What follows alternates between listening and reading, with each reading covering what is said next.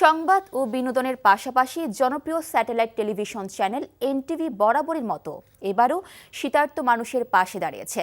শীতের আগমনী বার্তা যখন চারদিকে নিজেদের অস্তিত্বের জানান দিচ্ছে, ঠিক তখনই মৌলভীবাজারের শ্রীমঙ্গলের খায়ছড়া চা বাগান এলাকায় অসহায় ও হতদরিদ্র শীতার্ত চা শ্রমিকদের মধ্যে কম্বল পৌঁছে দিয়েছে এনটিভি পরিবার।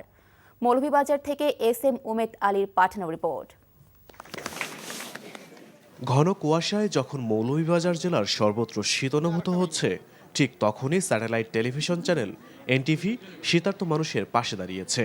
সংবাদ ও বিনোদনের পাশাপাশি বরাবরের মতো সকল দুর্যোগে মানবিক আবেদনে সাড়া দিয়ে আসছে বেসরকারি টেলিভিশন চ্যানেল এনটিভি। তারই অংশ হিসেবে শ্রীমঙ্গলের খায়ছড়া চা বাগানে অসহায় শীতার্ত 200 পরিবারের মধ্যে কম্বল বিতরণ করা হয়। এনটিভির স্টাফ করেসপন্ডেন্ট এস.এম. উমেদ আলীর সহযোগিতায় অত্যন্ত সুশৃঙ্খলভাবে এসব কম্বল বিতরণ করা হয় দুস্থ ও হতদরিদ্র চা শ্রমিকদের মাঝে। শীতের শুরুতে কম্বল পেয়ে খুশি তারা। খুশি আছি রে বাবা, মাংনার ধন আমরা পাইছি।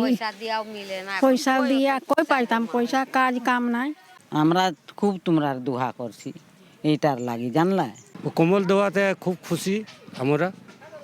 আর আপনারা দোয়া করছি যে আপনারা আরো জন্য পাই। আমরা এইটুকু দোয়া করি যাতে বারবার এভাবে গরিবের পাশে যে দাঁড়াইতেছেন যিনি, তাকে ঈশ্বরে দোয়া করে রাখুক। এনটিভির পক্ষ থেকে কম্বল বিতরণের কার্যক্রমের প্রশংসা করেন আমন্ত্রিত অতিথিরা।